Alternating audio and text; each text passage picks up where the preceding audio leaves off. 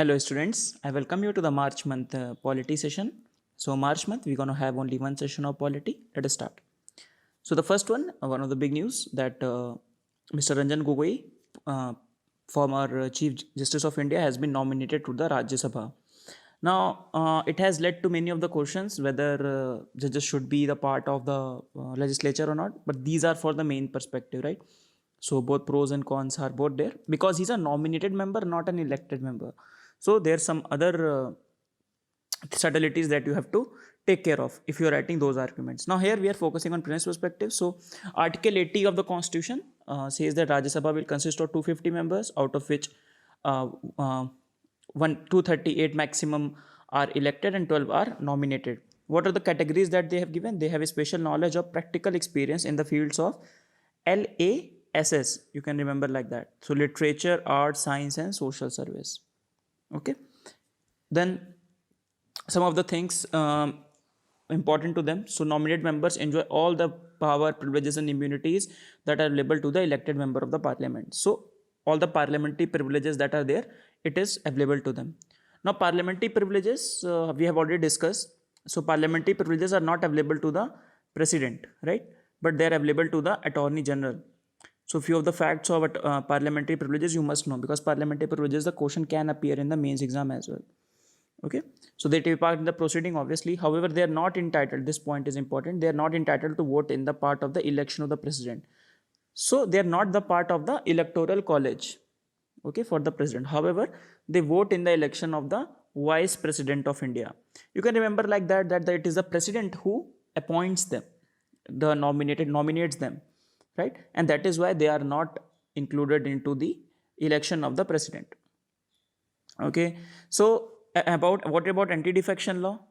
So all the things we have done from the other perspective. For example, we have done from the parliamentary privilege perspective, we have done from the anti-defection perspective, but we are doing it from the nominated member perspective. So anti-defection law is applicable to them. Yes, it is applicable to them, but if within the 6 months they become part of political party, then the anti-defection law will not be applicable to them, right? So and after Article 99, that means Article 99 means the oath and the affirmation of the member. So Article 99 is the oath and affirmation of member under the third schedule. Okay, so 6 months after that, right? Then very important fact not mentioned in majority of the sources, that nominated members are also exempt for filing their assets and liability under section 75. That means under RPA. So they don't have to file their assets and liabilities, just like the other elected members are bound to do so. Okay, so there are a few facts related to the nominated member. In the mains exam, you just prepare it, both the arguments, that why Rajya Sabha member, or what is the way forward for that. For example, there's some cooling off period should be there. There is some UK model is there that says that judges always have the authority to present in the House of Lords, the upper chamber in the Britain. So those things. So those things you do from the main perspective. All right. Next is right of an accused. Now, recently it has been, the Karnataka High Court has observed the same problem we read in ethics. The problem between morality and ethics. For example, you are a lawyer and you have to defend Ajmal Kasab.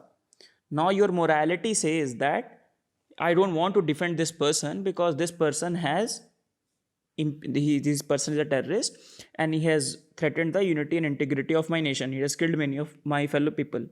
But the professional ethics says that no, a lawyer must abide by the professional ethics of being a lawyer, and he needs to defend the person on the basis of the merit. Okay, so he has to defend the person objectively, right? So this has been the case. So some of the lawyers have said, some local bar associations have objected to 4 students arrested for sedition being defended in the courts. So those lawyers have said that these students are involved in the anti-national activity, they are arrested for sedition, and we will not represent them. But Karnataka High Court has said, obviously reminding them of the ethics, the professional ethics, that you should do that, right? It is unethical and illegal. Illegal because our constitution gives the right of an accused.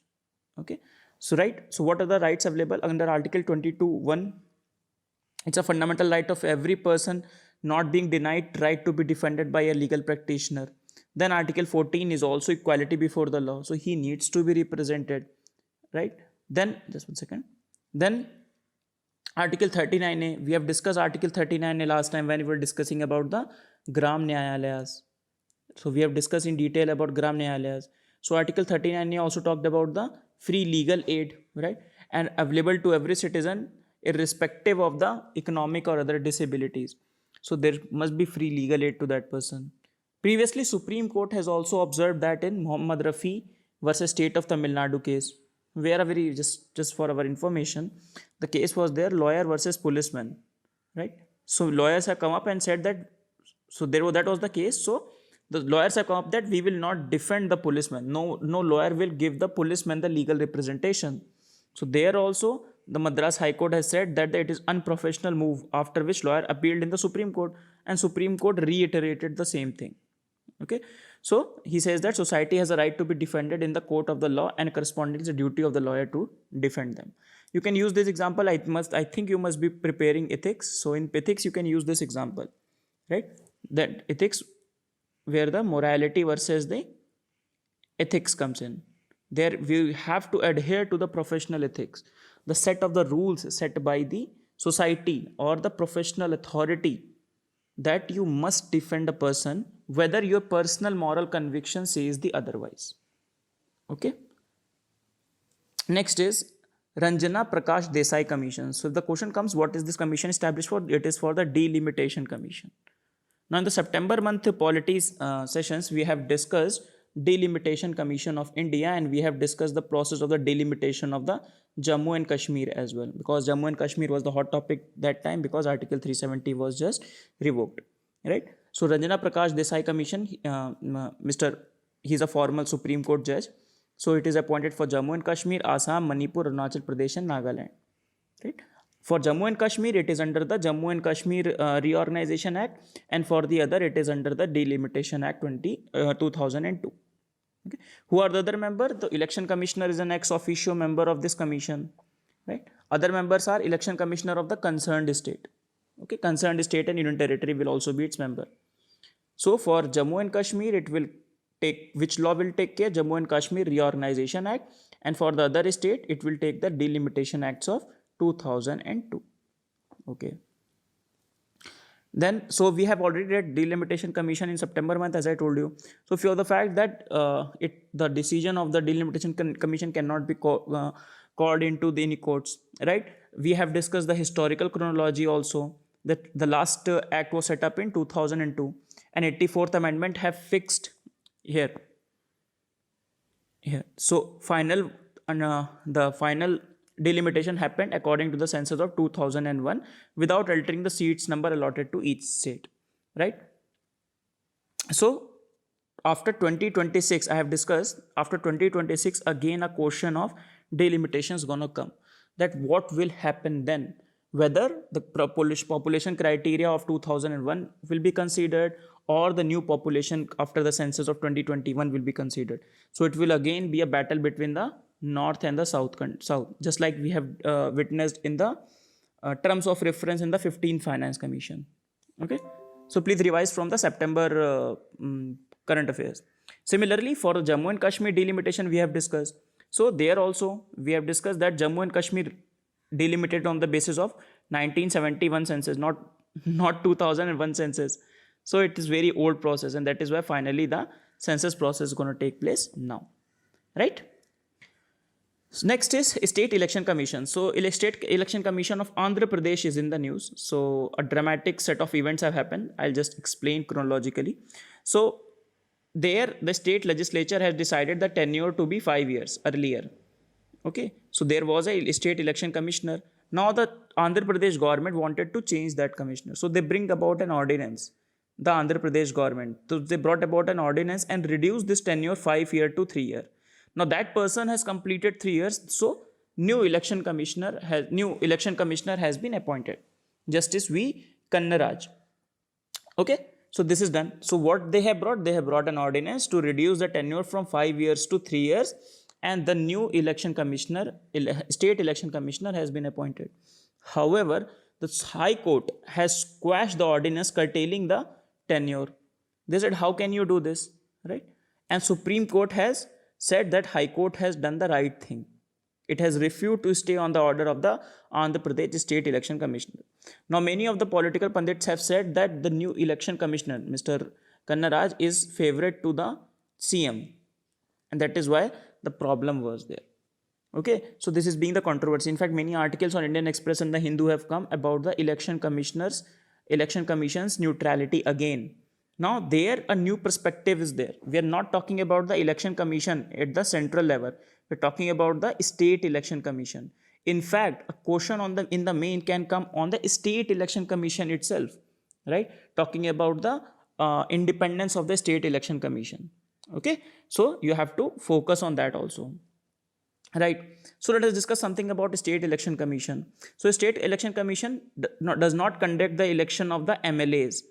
The MLA election is taken care of by the Election Commission of India, the central one. Okay, so state election commission takes care of the elections of the panchayats and the municipalities. Under which article these are mentioned? Article 243K and 243ZA.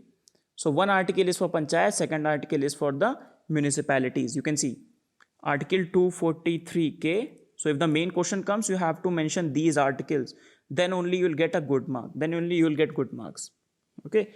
So you can see. So panchayat shall be vested with a state election commissioner, consisting of village state election commissioner to be appointed by the governor. So obviously governor appoints. Secondly,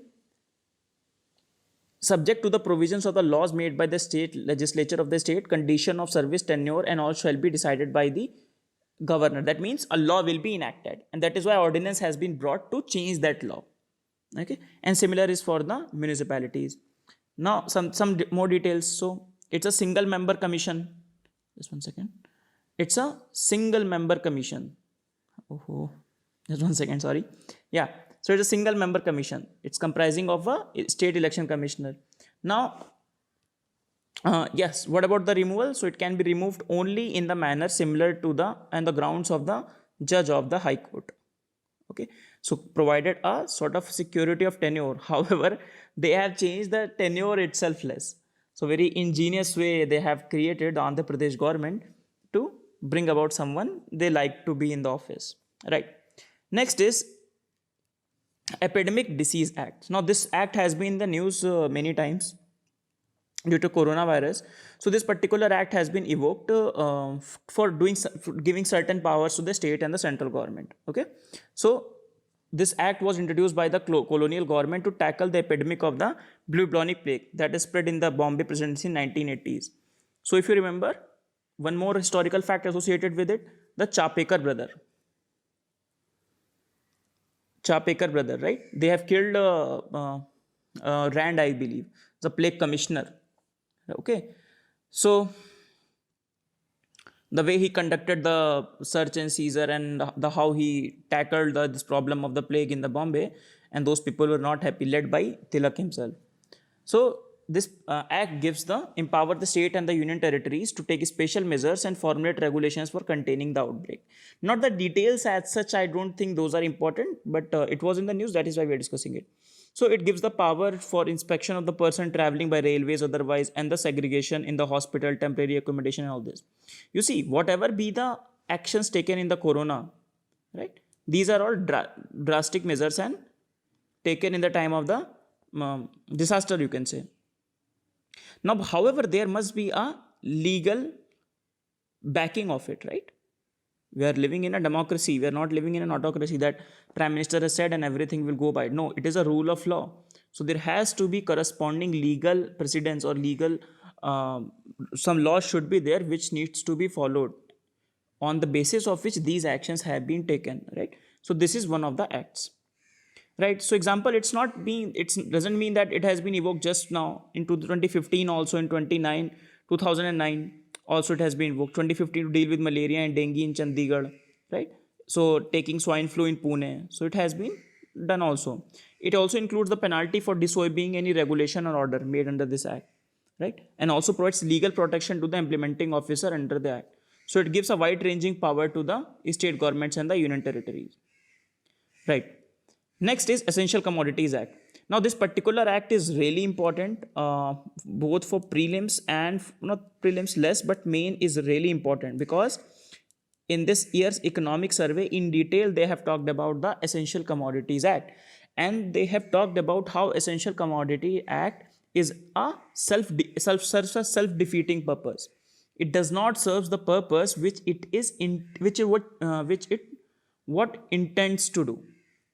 Okay, so what it intends to do, Essential Commodity Act, it intends to provide in the interest of the general public the control of the production, supply, and distribution of the certain commodities. First thing is that. Second, under which ministry it is? The Ministry of the Consumer Affair, Food and Public Distribution, right? Then, right. So if we talk about in the current capacity, so under the Essential Commodities Act, the state and union territories can ask the manufacturer to enhance the production capacity of these masks and this hand sanitizer, which is available, should be available to the consumer. There should be no hoarding of it, so prevention of the black marketing and maintenance of the essential supplies. So one cannot hoard these things up from, for example, in their go down or something like that. Some legal actions will be taken on them, right? Okay, so it provides it empowers both state and the central government to regulate the production, quality, distribution of these things, for which it has been recently floated. Now, let's, for example, in 2010, one question has been asked. So, Union government fixed the statutory minimum price of the sugar cane for each season. Now, this name itself has been changed, right? Fair and remunerative prices. Okay, so this is right. Then sugar and sugarcane are the essential commodities under the Essential Commodities Act. It is also right. So both the options are right. Now, very quickly, so I think you know FRP. Earlier the name was statutory minimum price. It is similar to the MSP regime as well. So FRP is the price which the sugar mill must pay to the sugar growers. Okay, the minimum price. Sugar grower will not give it to the government. Sugar grower will give it to the mills. Now the mills will give this much amount to the sugar owners, sugarcane growers, right?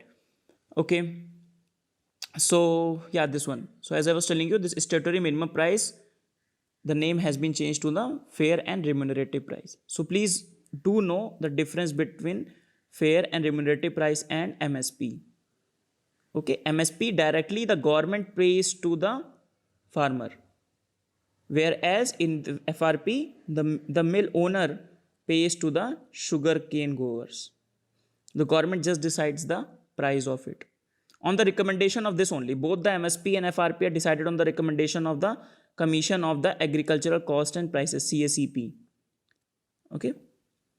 So as I was telling you in the economic survey, they have discussed in detail about the Essential Commodities Act.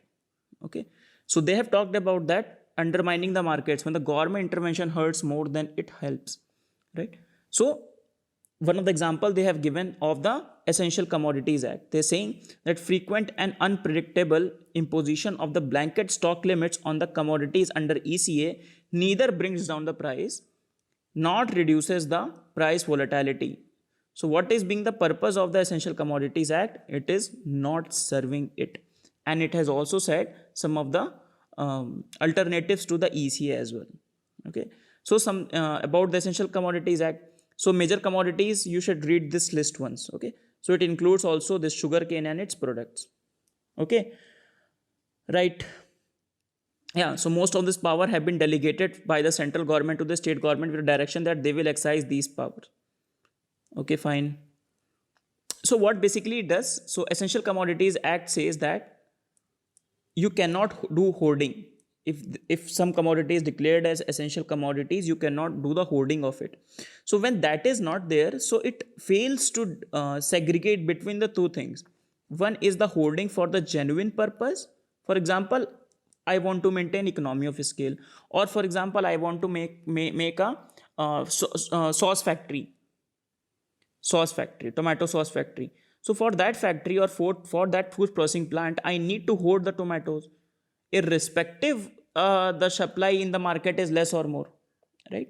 I want to make a factory for the onion pickle, so I will create storage facilities for that. Now, abruptly you say, okay, it is in the Essential Commodities Act. So what I will do of that storage? So I will not invest in that storage. And that is one of the problems, that it reduces the incentive to store in the invest in the storage. Why will someone invest in the storage or the cold chain infrastructure when any time this Essential Commodities Act can be applied and you have to get rid of all your stuff? And if you keep it, then you will face the legal problem, charges you will face. So obviously it reduces the incentive in the storage, right? It weakens the development of agricultural food chain. So as I told you, I want to develop a sauce factory, I will not be able to develop that because it weakens the development of my agricultural food processing industry, inhibits the development of the vibrant commodity and derivative markets. If I cannot storage it, I cannot store it, how can I use it in the commodities market? And obviously it reduces the producer's profit. So obviously all this leads to the opposite of what ECA is intending. So obviously this is not a good act according to the economic survey. And that is why I told you it becomes important for our main examination, especially in GS3. GS2 also, you can say GS2, in which they can talk regulation. When the regulation, there is one word in your syllabus. So in regulatory bodies on regulation, you can talk about it. Right. So the last topic is right to property. Now again, it has been the news because Supreme Court has said that forcible disposition of the person's property is a human right violation. Now right to property has been one of the, now if you have read philosophy or political science optional or in your ethics, so life, liberty and property are said to be the basic rights, the natural rights given to the person by the God or by the nature. It is said that a person cannot be deprived from his life, liberty and property. Now property is considered as a very important component of the capitalistic society. Okay. And our constitution, when it was framed, it provided fundamental rights in terms of the right to property.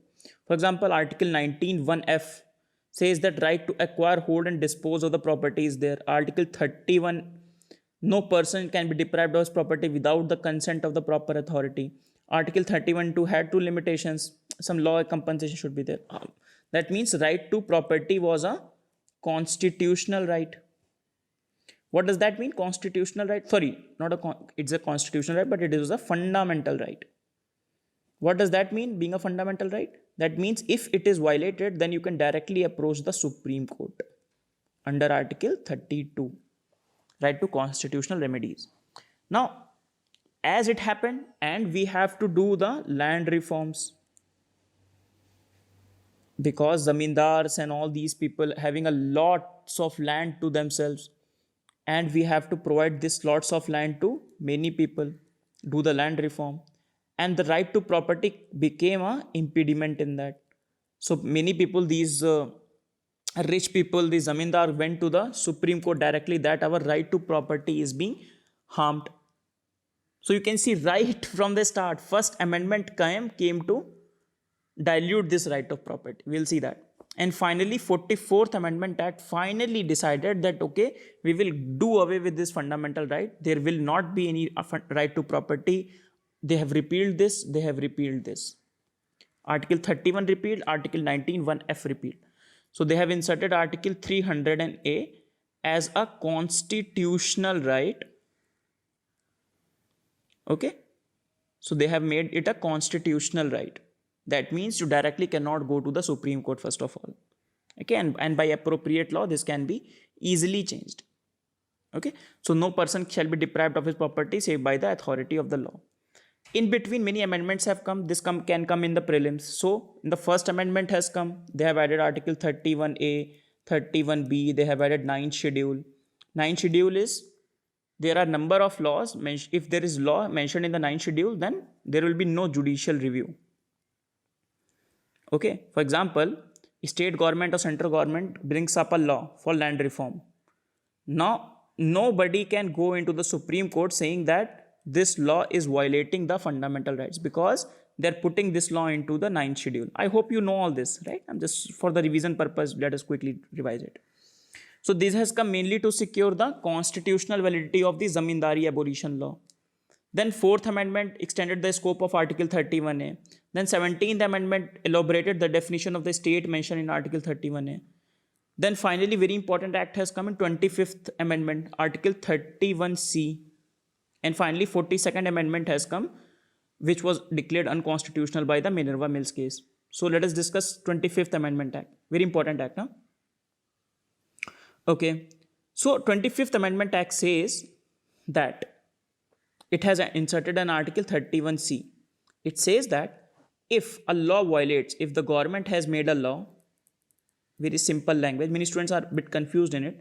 So if a government makes a law, right, and that law seeks to implement DPSP 39B and 39C, if the law is in correspondence with the DPSP 39B and 39C, 39B and C what? If the ownership and control of the material resource are distributed so as to serve the common good, or the operation of the economic system do not result in the concentration of wealth and means of production to the common deterrent. So if a government brings a law to enforce this DPSP, then nobody can go to the Supreme Court or the judiciary saying that my fundamental rights are harmed. Which fundamental rights? Article 14 and Article 19. Getting my point? So if the law is against Article 14 and Article 19, but it serves the purpose of Article 39B and 39C, then it is okay, right? So here I have written also, just one second. Here I have written also, if the law violates Article 14 or 19, but it is in accordance with the Article 39B and C, then it's okay. Cannot be challenged in the court that it violates the fundamental rights. Which fundamental rights? 14 and 19. Remember that, 14 and 19. Okay? Right. Now, the Indira Gandhi came, she said, it is not only 39B and C. If any Article 31C to give precedence of all DPSP over Article 14 and 19. She said, if the government brings off a law to implement any of the DPSP, and if it violates these fundamental rights, then it's okay. The Supreme Court said, no, no, no, it will not be like that. You cannot force all the DPSP because DPSP is a very wide ranging, right? By doing this, all the fundamental rights will be down and DPSP's status will be up, right? And that is why in the Minerva Mills case, Supreme Court has said that the harmonious balance of the fundamental rights and the DPSP is a basic structure of the Constitution. So there is no fundamental right up, not DPSP is precedence. There is no hierarchy. The harmonious balance is important. And that is why we also discuss while we're discussing the polity, the debate between the fundamental rights and the DPSP. It can be seen in this context as well, right? So just one more tip for you. Please do see all the debates, all the cases with respect to the basic principle and with respect to the this one, DPSP versus fundamental right. These two debate. Okay, basic feature and the DPSP and fundamental right. So number of the cases that have come in both the cases. Both are very important. Both will be, you will be before the exams you have to remember it, because any day in the main exam especially or in the pre as well, the question can be asked on it. Okay then. So being a private property, being a human right, so not very thing, state cannot take away the fundamental, our property arbitrarily. That is the point. So it have to take care of the due process, and the authority of the law should be taken care of while taking away the property of the people. Okay then. So let us quickly revise. We are done with our session. So we started with our discussion that CGI has been appointed to the Rajya Sabha, a nominated member. So what are the different subtleties, facts, what are the powers he has, what are the different, for example, he is exempted from presenting his assets just like the elected members do. Elections in the vice president and the president. Then right of an accused we have discussed the subtleties of the ethics versus morality. Then Ranjana Prakash Desai Commission for Delimitation Commission for Jammu and Kashmir and few other northeastern states. Then previously in September month we have discussed in the polity of the Delimitation Commission. Then State Election Commission, we have discussed the story that how is being Andhra Pradesh government has brought an ordinance to what we say to compromise the neutrality of the election commission, right? Independence and neutrality.